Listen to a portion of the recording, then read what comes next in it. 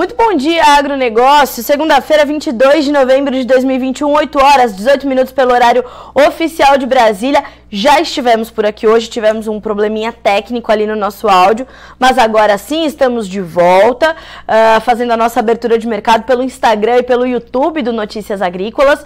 Lembrando que esta abertura de mercado tem o apoio da Cochupé, a maior cooperativa de café do mundo. Então, terminou essa conversa, vai direto seguir no Instagram, @cooperativa Cochupé. Combinado? Mais do que isso, Letícia Guimarães nos acompanha aqui na redação do Notícias Agrícolas, nos estúdios estou eu.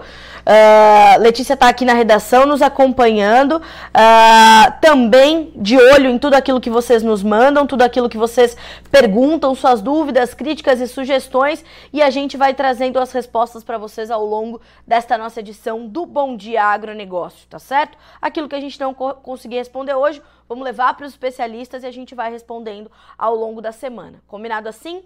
Bom, como sempre fazemos, vamos por aqui dar andamento ao nosso Bom Dia Agronegócio, começando com o andamento dos preços, saber como é que os preços estão dando início à semana, né, nas bolsas internacionais, que é onde os mercados já estão rodando, já estão funcionando. A soja opera com leve alta na Bolsa de Chicago, 0,13% de ganho agora, para valer no janeiro $12,64 por bushel. O milho acompanha, tem 0,5% de alta, tem $5,73 por bushel no seu primeiro contrato mais negociado, que agora é o dezembro.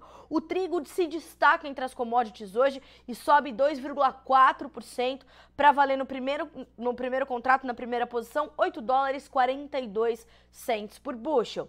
O açúcar opera em queda, 1,1% de baixa. O café também realizando um pouquinho de lucros depois da semana agitadíssima que teve. Começa essa nova semana mais tranquilão, né, mais cauteloso. Tem uma baixa agora de 0,3%, mas bem próximo da estabilidade, $2,32 por libra-peso. O algodão recua mais forte, perde 2,9% agora, 3% de baixa quase apresentou o algodão nesta manhã de segunda-feira. O petróleo sobe, tanto o WTI quanto o Brent, que serve de referência para Petrobras, né? O Brent que traz um espectro de oferta e demanda mais amplo, o WTI é mais focado ali no petróleo americano, mas ainda assim é importante.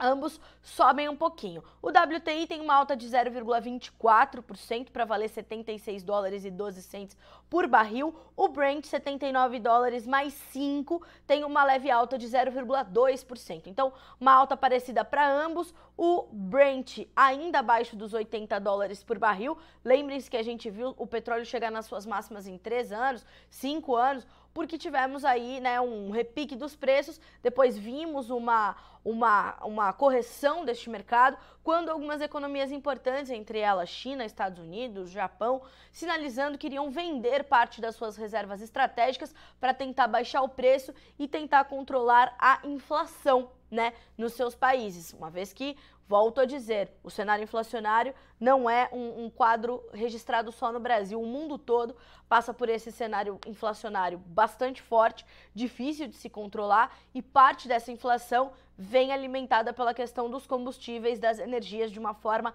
geral. Então, houve essa sinalização, essa notícia na semana passada, o que ajudou a derrubar aí o mercado do petróleo de forma bastante considerável. Então a gente teve esse movimento de recuo dos preços, os preços voltando a operar abaixo dos $80 por barril. É isso que a gente vai ter que acompanhar e monitorar os desdobramentos disso nesta semana, tá bem? O gás natural hoje recuando, também realizando lucro, se ajustando depois da alta forte que registrou na última semana, agora perde 2,7%, perdão. O ouro caindo 0,6%, a prata opera com estabilidade, mas do lado positivo da tabela, o cobre cai 0,7%, e agora a gente vai dar uma olhadinha no mercado futuro chinês, levantamento da Agrinvest Commodities, Bolsa de Dalian, fechamento desta segunda-feira, tá?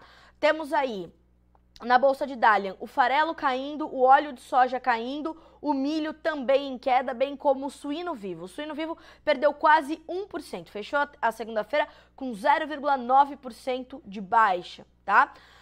Então temos aí esse mercado de commodities agrícolas em queda também lá na Bolsa de Dalian, o mercado futuro chinês. Em contrapartida, o minério de ferro subiu, disparou 6,2% nesta segunda-feira. Perceba que também é um movimento de recuperação depois das baixas da última semana. Então o mercado vai tentando se equilibrar, vai tentando buscar as suas notícias, os seus fundamentos, o comportamento dos especuladores, dos fundos de investimento entre as commodities, não só as agrícolas, mas as commodities de uma forma geral, e vai então tentando encontrar o seu caminho. Outro mercado que também fechou em queda foi o de óleo de palma na Bolsa da Malásia, tá?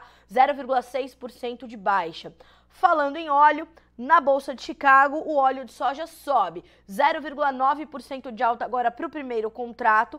O mercado de farelo opera estável, sem variação na primeira posição. Um pouquinho mais cedo, perdia 0,02% e agora a gente vê o contrato janeiro, que é o mais negociado nesse momento, sem qualquer variação, né? Tá estável nos 364 dólares e 60 por tonelada curta, tá? Então o mercado de farelo, que tem aí um respaldo forte e consistente dos seus fundamentos, já a gente vai falar sobre isso, porque o clima na Argentina, durante esse final de semana, não foi nada bom, né?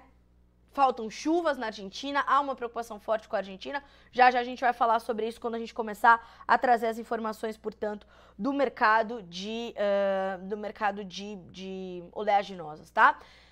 Vou repetir porque eu acho que eu falei isso na primeira vez que estivemos aqui, né? Perdoem essa jornalista que hoje esqueceu seus óculos, então tem que dar uma forçadinha aqui para enxergar, mas vai dar tudo certo. Vamos acreditar, senhoras e senhores.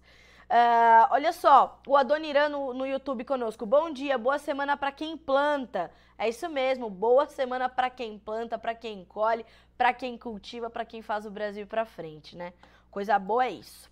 Bom, eu acho que a gente poderia começar com informações dos grãos, porque de fato hoje a gente tem um momento bastante positivo para o trigo, né? Se a gente abrir a tela das cotações do trigo na Bolsa de Chicago, a gente vai ver ganhos superiores a 20 pontos. Então o dezembro vale 8 dólares e 43 centos por bushel, o março 8 dólares e 55, o maio 8 dólares e 60, o julho 8 dólares e 46. Os três primeiros vencimentos, então dezembro, março e maio, sobem 20 pontos mais 75. O julho também sobe, mas sobe 18 pontos para valer 8 dólares e 46. Perceba que essa alta do trigo, que ainda reflete um quadro bastante preocupante, e agora boa parte das atenções do mercado estão voltadas para a Austrália, onde o excesso de chuvas está comprometendo a produção de trigo, segundo informações que eu pude apurar agora cedinho com a Laboro, né, o grupo Laboro. Nós temos uma preocupação muito grande e já há preocupação com a oferta de outros países, né? Nós sabemos que o trigo passou por um momento de quebra nos principais países produtores e fornecedores globais. O Conselho Internacional de Grãos, na última semana, reduziu sua estimativa para a safra de trigo e a demanda ainda é muito forte, né? A gente vê grandes países consumidores, como o Egito, por exemplo, vindo ao mercado para recompor os seus estoques e isso continua motivando, então, essas altas. Naturalmente, quando você vê uma alta tão forte no trigo, você vai ver a puxada dos mercados de soja e milho na Bolsa de Chicago, porque eles são mercados correlatos, né? São mercados que caminham juntos. Então, diante disso, nós vimos, portanto, essa sequência aí de altas para o trigo. O trigo, inclusive, está nos seus mais altos preços da última década, dos últimos 12, 13 anos. Para algumas bolsas, a gente olha para algumas bolsas europeias, a gente vai ver as máximas em mais de quase 20 anos, né? São máximas em quase 2 décadas. Então, este mercado vai ajudar a puxar os demais grãos, certo? Então, para o trigo, atenção total, porque os seus fundamentos de oferta e demanda dão consistência a esse movimento de alta na Bolsa de Chicago e, como eu falei, nas demais bolsas ao redor do mundo. Então, Canadá, Euronext, o outro trigo negociado, a Bolsa de Chicago, Bolsa de Kansas, né? Então a gente vai ver todas as bolsas do trigo subindo e ao longo do dia a gente vai também trazer mais detalhes sobre esse movimento de alta neste início de semana para este grão, tá? A gente está falando de um dos cereais mais consumidos no mundo, base da alimentação de países importantes, principalmente ali no Oriente Médio, na Europa, né? O trigo tem uma importância gigantesca para o mercado de commodities. E como eu falei, é uma das commodities agrícolas mais negociadas no mundo e um dos alimentos mais consumidos globalmente falando, tá? Então, atenção total ao mercado do trigo, portanto, nesta segunda-feira. Bom, passamos para o preço do milho. Veja só o que a gente tem no mercado de milho, abrindo a tela de Chicago. São pequenas altas de pouco mais de 3 pontos. O dezembro vale 5 dólares e 73, 3 pontos de alta. O março, 5 dólares e 80, subindo 3 pontos mais 25. Mesmo ganho para o maio, que tem 5 dólares e 84 cents por bushel. E o julho, 5 dólares e 85, 2 pontos mais 75 de alta. O mercado de milho vai acompanhando naturalmente as altas do trigo, como eu já sinalizei. O mercado de milho também acompanha, né, o movimento da demanda pelo cereal norte-americano, embora veja uma concorrência com outros países exportadores crescendo, principalmente Brasil, Argentina, Ucrânia. Então, o mercado de Chicago acompanha essas altas, acompanha um momento positivo no seu mercado interno, dado o bom momento do mercado de etanol, dadas as boas margens de esmagamento do milho. Então, está num momento de suporte, de sustentação, mas não tem aquele viés de alta muito forte, disparadas como a gente vê no trigo. Claro que, caso a gente veja as notícias chegando, a demanda interna aumentando, a demanda por exportação aumentando, vendas diárias que são anunciadas pelo USDA acontecendo essa semana, a gente pode ver o mercado puxar um pouco mais. Mas assim como acontece no Brasil, o mercado de milho está num momento de acomodação, de entendimento da reformulação do cenário de oferta e demanda.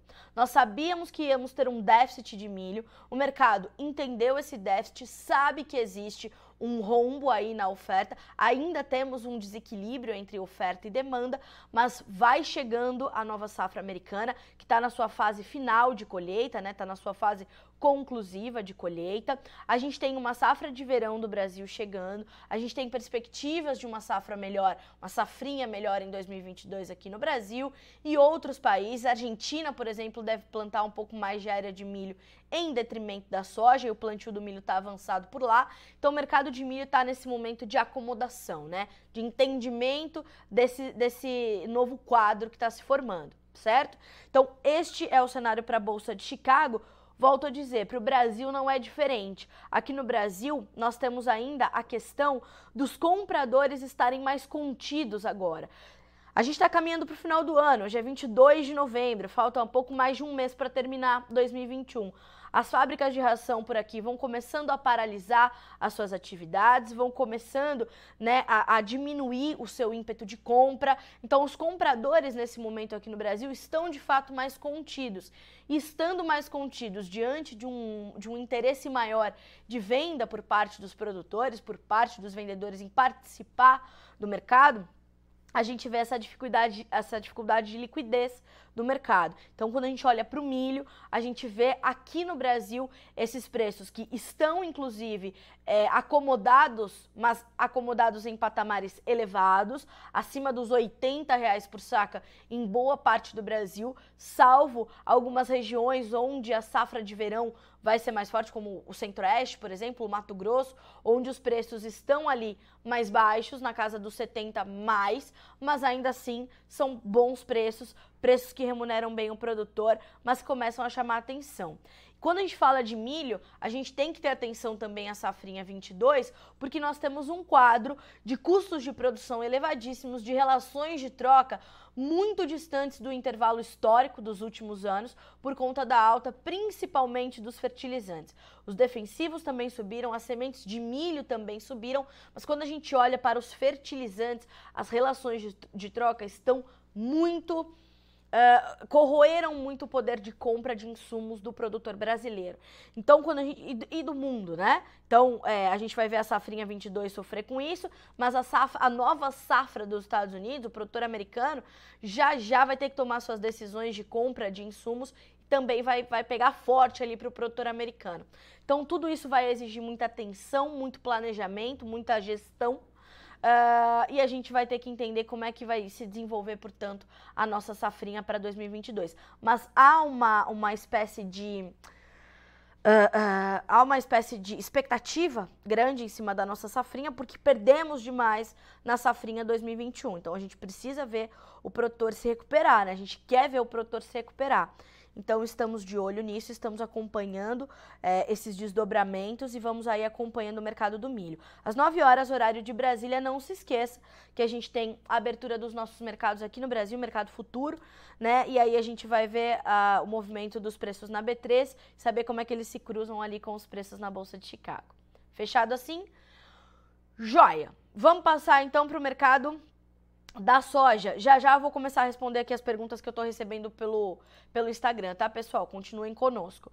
A soja tem aqui, ó, para o janeiro, 12 dólares e 64, para o março, 12,76, para o maio, 12,85, para o julho, 12 dólares e 91 centos por bushel.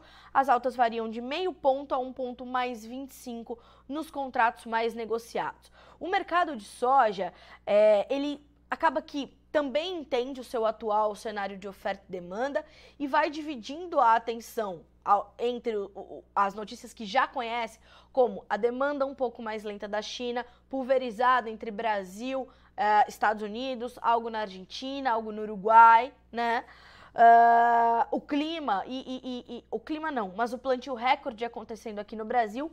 E vai se dividindo entre isso e essa chegada da safra americana, como eu falei, estamos na fase conclusiva de colheita, e o que precisa saber. E o que precisa saber agora é o clima na América do Sul. Então, as questões climáticas para a soja na América do Sul, elas passam a ser um ponto nevrálgico ali para o mercado de atenção total. Por quê? Porque a gente precisa lembrar que a gente está num ano de laninha, né?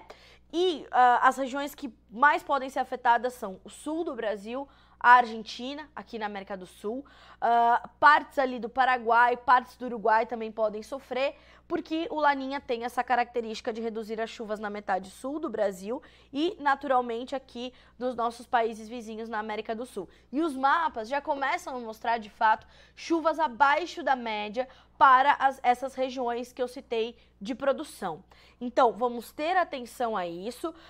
Segundo informações também que eu apurei junto do seu Ginaldo Souza, que é diretor-geral do Grupo Laboro, ele diz o seguinte: o final de semana foi de tempo seco na Argentina, no sul e no sudeste do Brasil.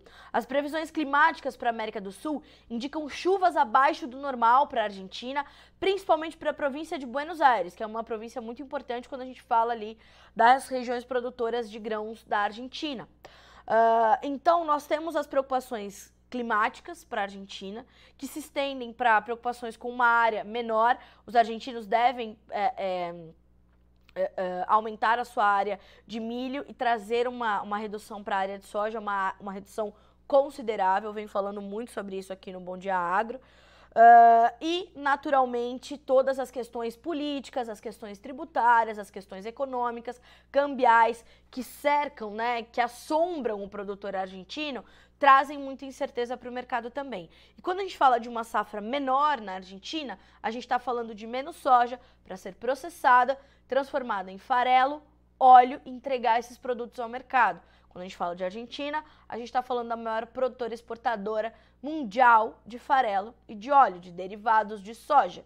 Então, como eu sempre também tenho frisado muito aqui no Notícias e no Bom Dia Agro, foco no mercado de derivados, foco no óleo, foco no farelo. O farelo de soja, segundo os analistas de mercado, é a bola da vez. O que nós vimos nos últimos meses, o óleo puxar muito o grão de soja, nessas últimas semanas o farelo foi a estrela do complexo. Subiu forte, registrou um rally importante e agora vai também tentando se adequar a esse mercado. Então, atenção total ao mercado de derivados, ao que acontece na Argentina e como vamos desenvolver a safra de soja aqui na América do Sul. Paralelamente, formação dos preços para o nosso produtor. Atenção ao câmbio, atenção aos prêmios. Os prêmios vêm sentindo um pouquinho de pressão nos últimos dias, dada essa sinalização de que nós teremos mais soja chegando mais cedo esse ano. Então, mês que vem, no final, daqui um mês e um pouquinho, já teremos as primeiras colheitas de soja, claro que pontuais, né, aqui no Brasil. Aqueles produtores, aqueles grupos que conseguiram plantar mais cedo, depois do Natal já devem começar a colher, o ritmo é recorde de plantio, então a gente deve ter mais soja brasileira chegando ao mercado mais cedo nessa temporada. Isso deve trazer uma pressão sobre os nossos prêmios, né? Porque a gente tem mais oferta. Neste momento, os prêmios da soja disponível ainda estão favoráveis. Vamos ver aqui a última referência de sexta-feira. O mercado de prêmios, ele começa a funcionar junto do mercado de câmbio, né, dessa movimentação toda aqui no nosso mercado futuro e tudo mais. Mas nas últimas referências, vamos abrir aqui a referência da última sexta-feira. Nós tivemos para novembro $1,20 acima de Chicago, como para dezembro, $1,20 também. Para fevereiro e março, a gente está falando de 45 cents acima de Chicago e para março, 25 cents de dólar acima de Chicago. Vejam que eles estão num movimento decrescente, justamente porque temos aí mais oferta da soja 21-22 para chegar ao mercado e trazer esse prêmio para baixo. Mas percebam que ainda são prêmios positivos. Então, temos que ter atenção às oportunidades que o mercado ainda oferece. Faça suas contas, veja que momento é esse para o seu mercado. Eu sempre falo isso. Veja que momento é esse para o seu mercado, para o seu tipo de gestão, para o seu tipo de planejamento. É importante ter sempre trabalhar com os futuros e a previsibilidade que o mercado futuro te traz como benefício, né? Isso é determinante, sempre, tá bem? Então, essas são as informações do mercado da soja para a gente iniciar a nossa semana. Todas as segundas-feiras, o CPEA traz informações de soja e milho. Vamos ver se até o finalzinho do nosso Bom Dia Agro a gente consegue ter aqui um resuminho da última semana do mercado físico pelo CPEA. Essas notas começam a chegar depois das 8h30. Vamos ver se a gente consegue compartilhar com vocês por aqui, tá bem? Bom, vamos lá, vamos dar uma olhadinha agora no mercado. Deixa eu responder aqui algumas perguntas que eu já vi que começaram a chegar. Começamos pelo Diogo. Bom dia, Diogo, tudo bem? Faz tempo que não tivemos por aqui. Bom dia para você também. Temos de um lado o tema agrícola sendo afetado no custo e isso se estenderá às cadeias. Como estimular o consumo com altos custos de produção e baixa demanda? Pois é, Diogo, acho que esse é o grande desafio, né, no momento de tentar controlar a inflação, que é uma inflação de demanda nesse momento, porque o que nós vemos agora, né? Nós vemos uma enxurrada de demanda no momento que os mercados, né, nem todos os mercados estavam prontos para essa volta da demanda pós picos mais agressivos da pandemia, né? Então, essa movimentação ela é difícil de controlar, mas ainda é difícil entender que mecanismo utilizar para responder essa tua pergunta, né? Estimular o consumo com altos custos de produção e uma baixa demanda. Você é do setor leiteiro, né? O que nós vimos aí acontecer no mercado de leite nos últimos meses? Os preços subirem nas médias pagas ao produtor, mas ainda assim os custos de produção deixarem as margens de vocês muito estreitas, né? Então ainda era um mercado muito estrangulado. E quando a gente fala de leite, a gente viu realmente a demanda ser um pouco mais contida ali naquele momento, principalmente os derivados de leite, né? O iogurte, queijo, bebidas lácteas e tudo mais, porque naturalmente as pessoas iam focar mais no básico, né, diante do seu menor poder de compra. Então é difícil responder a tua pergunta, né, como estimular esse consumo, onde ainda os custos estão muito elevados, mas é preciso ter gestão, né? Nesse momento, não há nada que eu, como comunicadora, possa orientar, mas mais do que isso, quando a gente ouve os especialistas, os analistas, os consultores de mercado, eles falam, é preciso ter gestão, planejamento, e entender esse momento para que o mercado não te pegue de calças curtas, né? Então, foco, tenha ao seu lado profissionais de confiança, com quem você tenha empatia e confiança para de fato abrir a sua realidade para eles e criar um planejamento forte que te faça passar por esse momento. Acho que esse é a principal orientação que dentro das minhas competências eu posso trazer a vocês que nos acompanham aqui pelo Bom Dia Agronegócio, não só para o Diogo, mas para qualquer produtor, né? Porque isso vale e essa é uma orientação que chega de todos os setores, do setor dos fertilizantes ao setor de analistas de mercado, todos falam sobre essa necessidade de gestão que o momento exige, tá? Então, a gente vai acompanhando por aqui. Deixa eu ver se eu deixei de responder alguma pergunta. Deixei de responder, né? Comecei agora a responder as perguntas. Vamos lá no comecinho dos nossos comentários. Fala um pouco sobre o gado leiteiro, me pede a Bruna Caroline. Vamos falar um pouquinho sobre o gado leiteiro.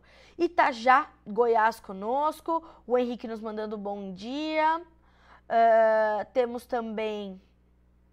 Olha, hoje tá difícil de enxergar, hein, pessoal? Se eu passar alguma coisa, me perdoem, porque realmente sem meu parceiro de... né, tá complicado. Rio Verde, Goiás, Esplanada na Bahia conosco. Alguém me pediu aqui também reposição. Reposição deu um up de alta no roteiro do boi gordo. Olha só, podemos até falar um pouquinho sobre o boi gordo. Não foi, na verdade, a reposição que deu um up de alta, né? A reposição continuou alta enquanto os preços do boi gordo estavam recuando. E agora que os preços estão voltando a subir, é capaz que a gente veja ainda algum reajuste para cima nos preços da reposição. A gente já levou esse tema, inclusive, para os nossos especialistas, para tentar entender como vai ser essa relação. Mercado do boi gordo segue o seu movimento de alta, né? Segue o seu movimento de valorização, segue tentando entender ali como é que vai ficar este mercado sem a China, pelo menos por enquanto. Os analistas ainda acreditam que a China volta para o mercado brasileiro, né? Não vai ficar fora porque precisa da nossa carne. Todas aqueles rumores sobre o que poderia acontecer com novos embargos, como os dos Estados Unidos, por exemplo, parecem que não virão a se confirmar. É um ponto de atenção. De outro lado, para equilibrar, né, notícias boas e notícias ruins, a Rússia, na semana passada, habilitou 2 plantas frigoríficas do Minerva Foods aqui do Brasil. Então, tudo isso vai trazendo equilíbrio ao mercado do boi gordo e a gente vai observando, portanto, essa condição de ajuste do mercado. E quando você tem um mercado mais enxuto de ofertas, como é o que está acontecendo agora no mercado do boi gordo, isso naturalmente vai trazer uma valorização, né, para reposição. E vai valorizar, portanto, o boi gordo. As escalas de abate estavam bem ajustadas na semana passada, né? E a gente vai precisar entender agora quais serão as novas notícias que o mercado vai precificar, vai refletir. Na última sexta-feira, o Iago Travagini, que é analista de mercado da Agrifato, falou ao Alexander Horta e disse o seguinte, ó: o mercado do boi gordo segue firme e tem fôlego, inclusive, para novas altas no curtíssimo prazo. Mas o cenário poderia começar a mudar em dezembro. Entre os fatores que precisam ser acompanhados estão a carne estocada em contêineres, isso a gente já vem falando desde que os embargos chineses começaram, a volta das compras por parte da China e o lobby americano contra o produto brasileiro, né? Acabei de citar esses fatores aqui. Então percebam que nós temos aí algumas surpresas ainda para desvendar se serão boas ou ruins para o mercado do boi gordo, mas que ele segue nessa tendência de alta, nesse movimento de fôlego, segundo os analistas, os especialistas, isso é um fato, né? E olha só o que nos diz a Scott Consultoria nessa manhã de hoje, falando um pouquinho sobre o final da última semana. O mercado vai começar a funcionar agora às 9 horas. No mercado paulista, nós tivemos uma alta de R$2 por arroba na última sexta-feira para o boi gordo. A cotação da novilha gorda subiu R$1 por arroba, então perceba o que eu falei sobre a reposição. No decorrer da semana, a cotação subiu R$12 por arroba, né? A da vaca gorda, R$10 e da novilha gorda, R$11 por arroba na última semana. Quando a gente olha para o mercado paulista, referência, R$312 para arroba do boi gordo, R$285 para arroba vaca gorda, R$298 novilha gorda. Esses são preços brutos, a prazo, referências da Scott Consultoria para o mercado paulista. É assim que a gente dá o start na semana e vamos ver como é que fica o câmbio, como é que fica a B3, como é que ficam os nossos mercados, a movimentação dos frigoríficos, né, em comprar animais para abate, tudo isso tá ali na conta. Oeste da Bahia, né? Vamos saber como é que ficou na última sexta-feira. Alta de R$3 para arroba do boi gordo, de R$5 para vaca e para novilha gordas. R$5 por arroba subiu, portanto, para essas duas referências. Para o Rio de Janeiro, uma situação semelhante. Cotação do boi gordo, R$2 de alta na última sexta também. Volto a dizer, é assim que a gente dá o start nessa semana, tá? Algumas informações da Scott também sobre o mercado atacadista da carne bovina com osso, tá? A carcaça de bovinos castrados, cotada em R$ 19,37 por quilo, e a de bovinos inteiros, R$ 18,00 mais 85 centavos. Um aumento que, respectivamente, foi de 3,6% para bovinos castrados e 3,2% para bovinos inteiros. Também na comparação feita semana a semana, tá? Com a semana mais curta, porque tivemos feriado na última segunda-feira, dia 15 de novembro, caiu a quantidade de cabeças abatidas, resultando, portanto, em uma elevação das cotações. Informações da Scott Consultoria. Não se esqueça, sempre chamo vocês para esse boletim. Tem entre 11h30 e meio-dia, Alexander Horta assume esta bancada para te trazer informações atualizadas sobre o mercado do boi gordo. Por que esse horário, Carla Mendes? Porque quando é 11h30, meio-dia, a gente já vai entender como é que vai fechar o mercado naquele dia. O mercado funciona bem durante a manhã, a partir das 9 horas, como eu falei, quando abre a B3, quando abre o dólar, e aí vai terminando os seus negócios ali no finalzinho da manhã. Por isso que a gente traz nesse horário essas informações do boi gordo, tá? Passamos por aqui, ó. Bom dia. Sim, o pessoal me pediu informações do gado leiteiro. Como eu falei, margens muito apertadas, né? Por conta dos elevados custos de produção, milho alto, farelo de soja alto. Mas nos saiu aqui também, ó, as informações da análise mensal do CPEA, né? Pelo CPEA para o mercado do leite. Olha só, boa informação para começar a semana. Preço no campo deve manter tendência de queda, né? Depois olha só o que eu falei, se lembram que eu falei que nos últimos meses nós vimos os preços subindo bem? E a Letícia já vinha sinalizando essa tendência de baixa a partir de agora por conta do aumento da captação? Pois então, hoje a Natália Grigol, analista pesquisadora do CPEA, traz as informações para endossar tudo isso que nós vimos noticiando aqui nas últimas semanas. Depois de 6 meses de altas consecutivas, o preço do leite, captado em setembro e pago aos produtores em outubro, registrou uma queda real de 3,4%, chegando a R$ 2,33 por litro na média Brasil líquida do CPEA. O valor é 2,5% menor do que o registrado no mesmo período do ano passado, em termos reais. E a expectativa de agentes do setor é de que este movimento de desvalorização persista e se intensifique nos próximos meses.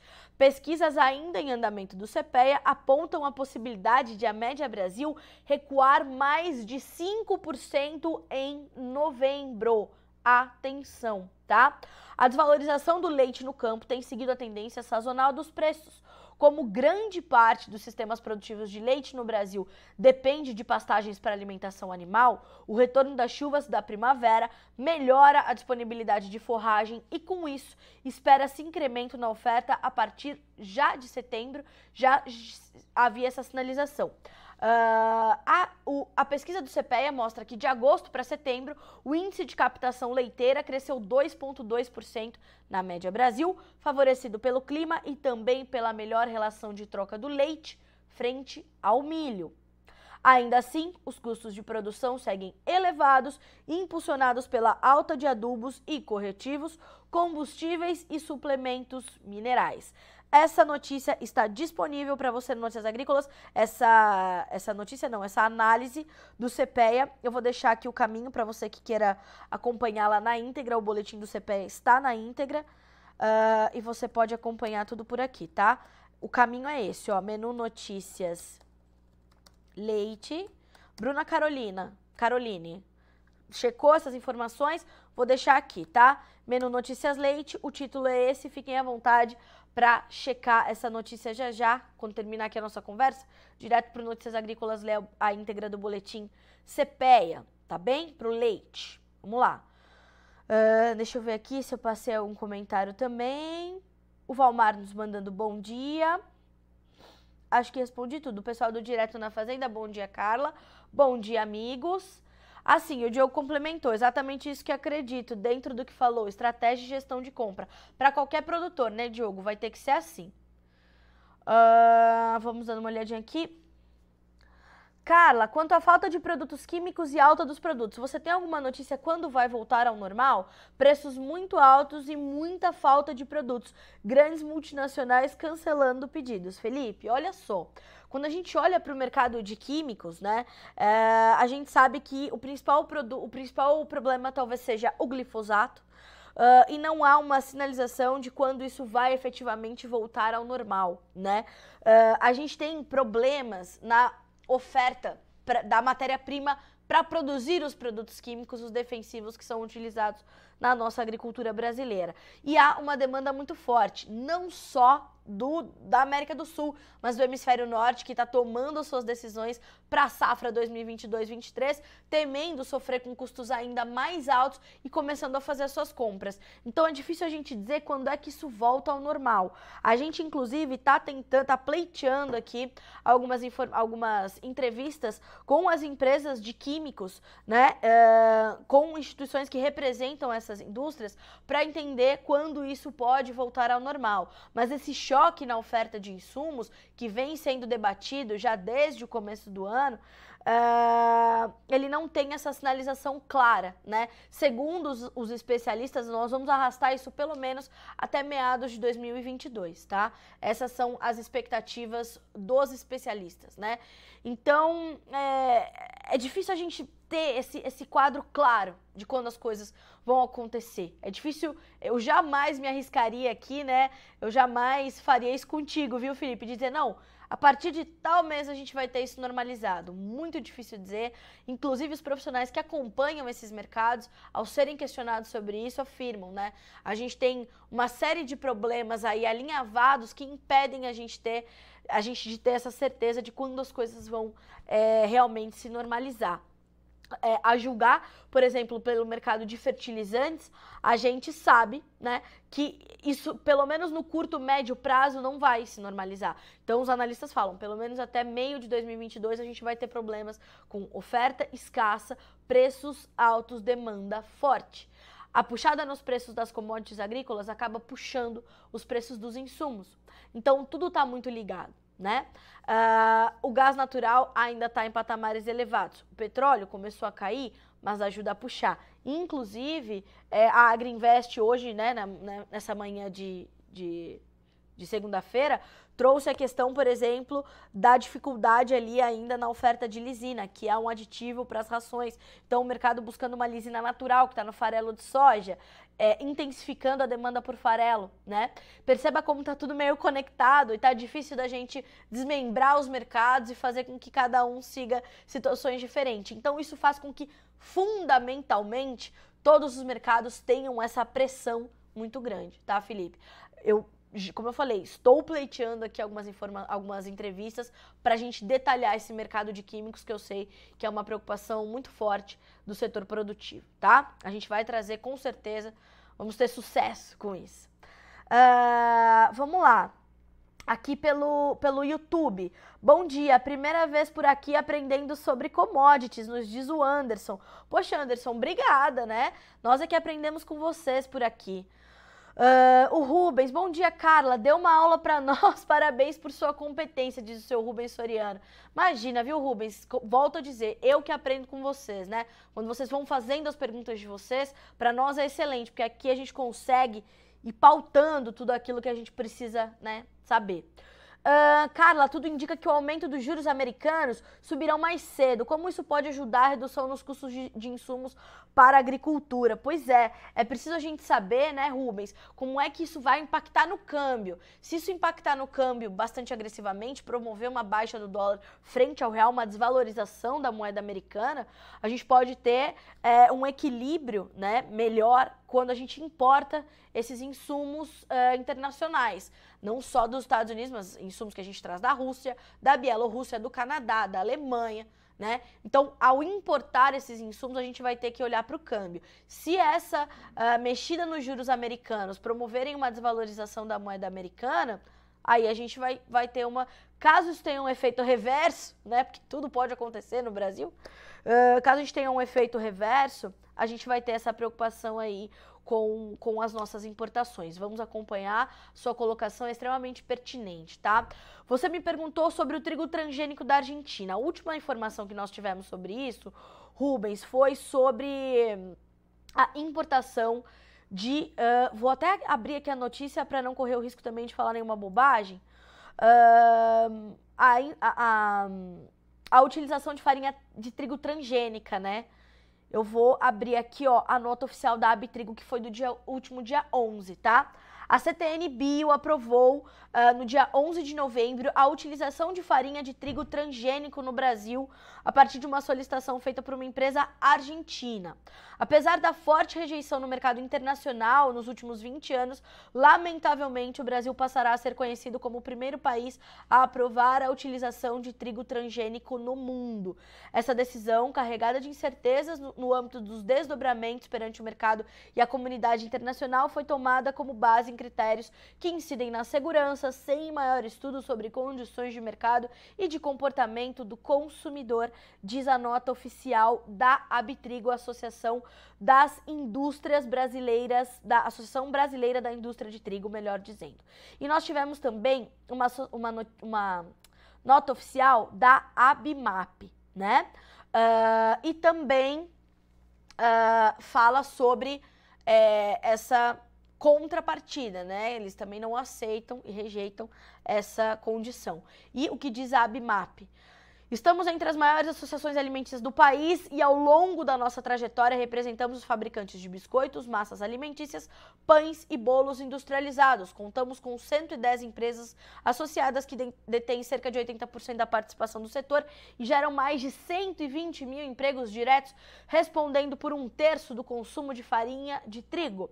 Como interlocutora junto ao governo, mídia, pesquisadores e demais entidades, a missão da associação é fortalecer e consolidar as categorias no mercado nacional e internacional. É impossível ignorar o eventual impacto sobre as exportações brasileiras de produtos derivados, biscoitos, massas e pães e desmembramentos sobre a imagem do agronegócio. Então essas foram as últimas informações que nós pudemos coletar sobre isso.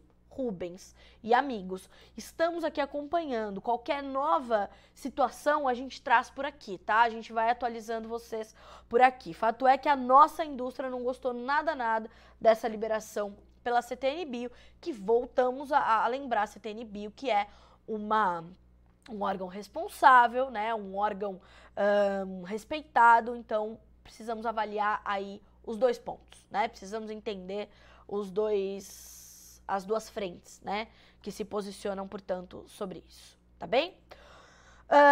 Deixa eu seguir aqui nos nossos comentários, ver se eu deixei de responder alguém. Vamos ver. Bom dia, Carlinha, falamos de trigo? Me pergunta a Robertinha. Robertinha, trouxe aqui as informações sobre o mercado de trigo no começo da live, falei agora sobre o trigo transgênico da Argentina, mas... né? Seguimos por aqui. O Felipe complementa as informações ali sobre os químicos, né?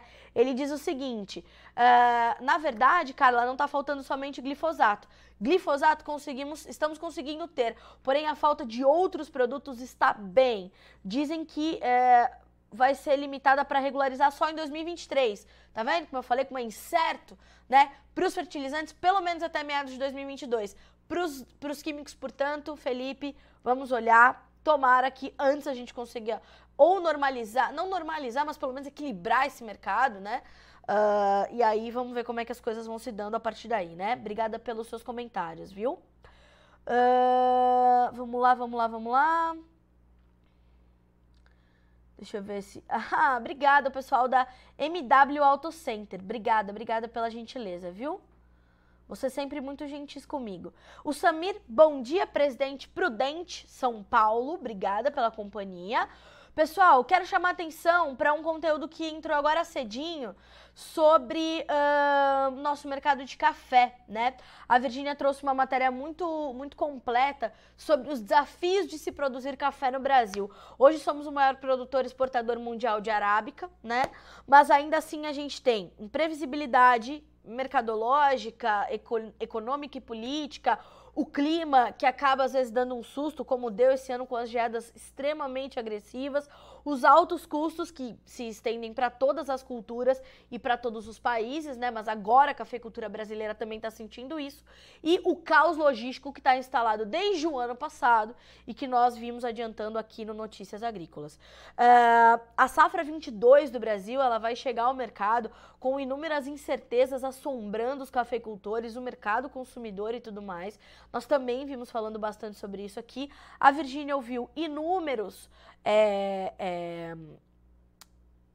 profissionais da cafeicultura, de cooperativas, analistas de mercado, pesquisadores, meteorologistas, para entender todos esses desafios, todas essas preocupações, principalmente quando a gente olha, por exemplo, para os pequenos produtores, né, que tem ali as dificuldades ampliadas, né, quanto menor você é, a sua atuação pode ficar ainda mais difícil, o papel das cooperativas nesse momento de desafios. Então, a gente está acompanhando, a Virgínia fez esse abraço à cafeicultura toda, trazendo essa análise bastante ampla. Inclusive, essa matéria da Virgínia está concorrendo a um prêmio de jornalismo voltado para o café. Então, não deixem de checar essa informação. Eu vou trazer aqui, o título para vocês, tá? E aí vocês podem checar essa notícia que está no nosso principal destaque na manhã desta segunda-feira. Matéria de Virgínia Alves, tá bem? Um belo trabalho de jornalismo por aqui, vale a pena vocês acompanharem, tá? Vamos abrir aqui, né, a nossa tela do café, saber o que a gente tem hoje de mercado. Vamos abrir aqui a Bolsa de Nova York. Mercado bem estável, à exceção do contrato dezembro, que perde mais de 2%. Mas o contrato dezembro, ele acaba se descolando um pouquinho dos futuros, né? Porque é o principal, o primeiro, né? O mercado spot, como a gente costuma falar. 2 dólares e 30 mais 75, tem uma baixa de 2,5%, realizando os lucros da última semana, quando o mercado do café disparou na Bolsa de Nova York. O março, 2 dólares e 33 mais 20, 0,09% de queda. O maio, 2 dólares e 33 mais 30, perde 0,04%. E o julho, 2 dólares e 33, uma baixa de 0,09%, tá certo? Então, o mercado, como eu falei, se ajustando depois da última semana forte, de quedas muito agressivas e ainda focado nos seus fundamentos. Fundamentalmente, o mercado de café é bastante sólido, a tendência de alta é bastante clara e é isso que a Virgínia trouxe, portanto, nesses desafios coletados pela cafeicultura agora, né? Coletados pela Virgínia para sinalizar o atual momento da cafeicultura, tá? Um outro conteúdo que eu quero chamar a atenção. Aí tivemos um encontro de gigantes do agronegócio, senhoras e senhores, durante o Encontro Nacional das Cooperativas Agropecuárias que aconteceu no final da última semana aqui em Campinas, no interior de São Paulo. O grande João Batista Oliva entrevistou o grande Alisson Paulinelli. Vocês podem imaginar a conversa que saiu disso, né? Então, o ministro Alisson Paulinelli, inclusive o João destacou isso, né? Chegou, infelizmente, ao evento de cadeira de rodas, né, por sentir uma dor muito forte no fêmur.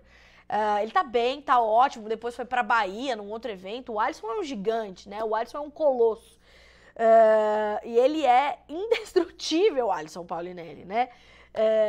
Então, o grande Alisson deu entrevista ao grande JB, né, e falando sobre a nova revolução que a agricultura brasileira tá vivenciando. As dificuldades de oferta de insumos que estão se apresentando para o produtor brasileiro estão fazendo com que ele olhe para algumas outras alternativas, né? De boas práticas agrícolas, inclusive. E agora o Alisson Paulinelli fala sobre o uso do silício coloidal para ativar o fósforo que já está disponível no solo. E o Alisson é bastante claro, ele fala o seguinte, ó, vou até abrir aspas aqui para o ministro Alisson Paulinelli, professor, doutor, ministro e eterno ministro da Agricultura, o grande cara que revolucionou esse país, né? E enxergou a nossa vocação como produtores de alimentos e de riquezas, né? Como algodão, celulose, energias de uma forma geral, energias limpas. E a sustentabilidade do nosso agronegócio passa pelo Dr. Alisson Paulinelli. Me emociona muito falar sobre o Dr. Alisson, me emociona ainda mais trazer os dois aqui para vocês, João Batista Olive e Alisson Paulinelli, sempre que se encontram, é um choque de energias ali e explode informação boa, conhecimento para você que está do lado de lá. E olha só, não estamos à beira de um colapso na safra 22-23 por falta de fertilizantes? Questiona o Paulinelli. Ora, a solução está no solo. Já adicionamos fósforo à vontade, mas precisávamos disponibilizá-lo para as raízes. O silício, segundo o maior elemento químico presente na natureza, pode fazer essa função, mas tem de ser o de característica coloidal, de utilização mais desafiadora. As pesquisas estão avançando e em 3, 4 anos estaremos praticando a nova revolução, semelhante à da doutora Joana em Seropédica, no Rio de Janeiro, nos anos 70. Aguardem para ver, diz o ex-ministro, eterno ministro, Alisson Paulinelli, ao João Batista Olive. Ele se refere, né, à doutora Joana Dobereiner, que trouxe essa revolução aí para a utilização de bioinsumos, né, e os risóbios e tudo mais.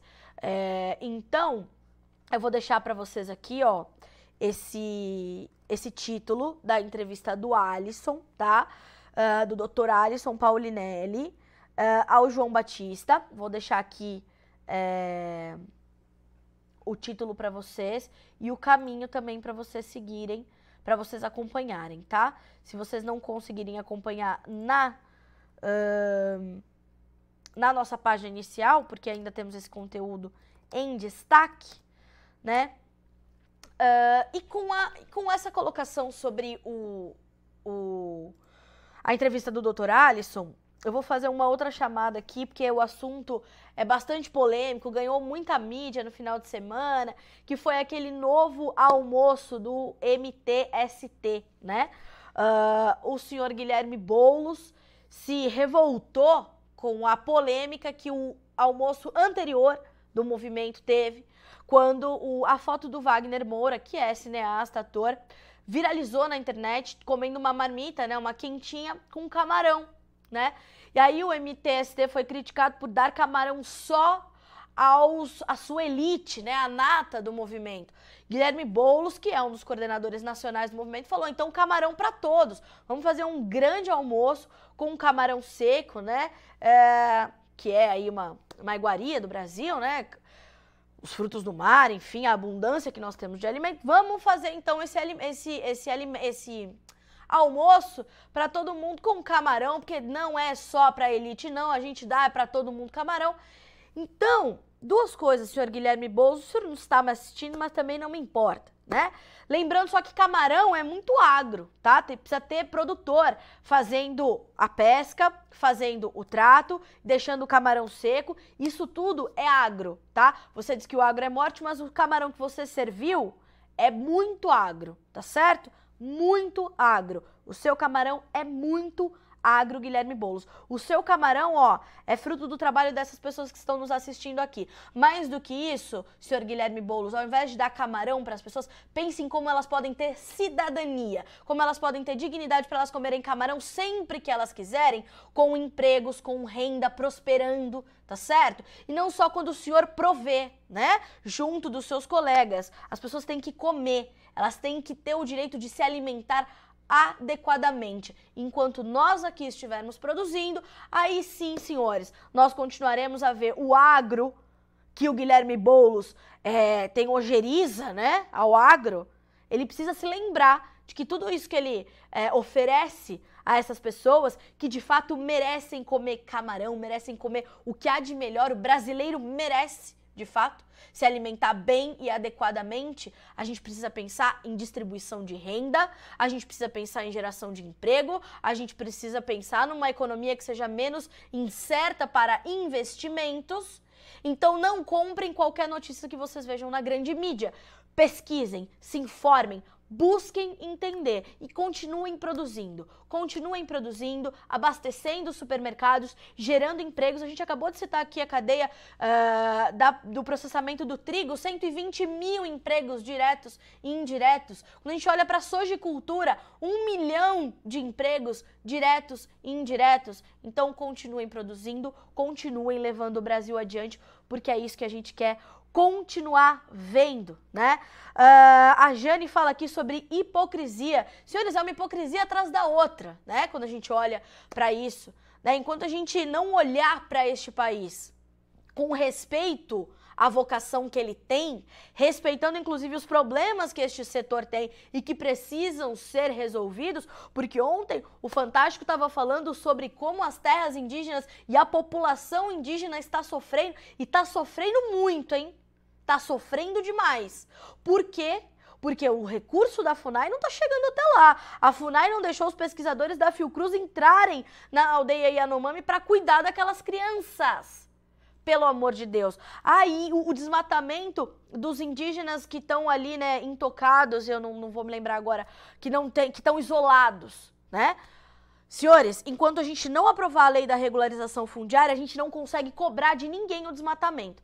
Enquanto uma terra não tiver CPF, CNPJ, não dá para cobrar. Grileiros de terra vão continuar sambando na nossa cara, tá certo? Então, o quanto antes você começar a defender o desmatamento da Amazônia, defenda a lei da regularização fundiária. A doutora Samantha Pineda deu um show sobre isso aqui na última sexta-feira, quando fez um balanço sobre a COP, que inclusive falou, Brasil liderou as discussões, finalmente, as discussões das questões ambientais e climáticas na COP. Isso foi excelente para o nosso avanço. Então vamos continuar produzindo, vamos continuar gerando emprego, que é isso que a gente precisa fazer, né? Eu vim aqui, ó, Carla Mendes, paz e amor para começar essa semana, mas já vi essa notícia, já falei, tem que dividir com os nossos colegas, né? Porque já já eles vão ser criticados pela fila dos ossos mais uma vez. E não é bem por aí, senhores. O agro é responsável por produzir a distribuição de renda, os programas sociais, a geração de emprego, a segurança da economia é um problema do governo federal e eles precisam resolvê-lo. Enquanto isso, a gente vai produzindo por aqui, tá certo? Vamos lá, vamos concluindo aqui o nosso Bom Dia Agronegócio. Porque, né, são 9 horas, 14 minutos pelo horário oficial de Brasília, já tem que entregar a bancada pro Guilherme Dorigatti. E o meu editor já tá me olhando aqui, ó, Carla Mendes, vai passar de 1 hora. Tô indo, hein, tô indo. Vamos dar uma passadinha rapidinho aqui nas nossas notícias, senhores? Olha só. Garantia de fornecimento de fertilizantes pela Rússia traz segurança para as próximas safras, analisa a Conab. Boletim Focus, mercado passa a ver inflação acima de 10% este ano e maior aperto monetário em 2022. Temos os mercados de açúcar e soja já abertos para você por aqui. Pelo CPEA, batata, preço recua nos atacados, queda é mais intensa em Belo Horizonte. Cenoura, queda nas cotações pode ser explicada pelo aumento da oferta mineira. Tomate, também pelo CPEA, bom ritmo de colheita aumenta a oferta nos atacados. Mercado acionário chinês fecha em alta, com investidores comemorando postura de política monetária do Banco Central.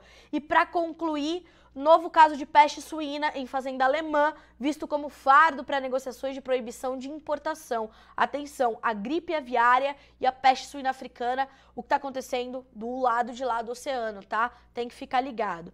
9 horas, 15 minutos pelo horário oficial de Brasília, senhoras e senhores, eu vou concluir por aqui o nosso Bom Dia Agronegócio, tá certo? Obrigada pelos comentários, pelas gentilezas de sempre, vocês são muito gentis comigo e com toda a nossa equipe, obrigada por confiarem no nosso trabalho, nosso objetivo é trazer informação transparente, responsabilidade na apuração e conhecimento para que vocês possam tomar boas decisões, tá certo? A gente fica por aqui, mas amanhã a gente volta a se encontrar novamente. Boa segunda-feira, boa semana, bom trabalho para você, até amanhã.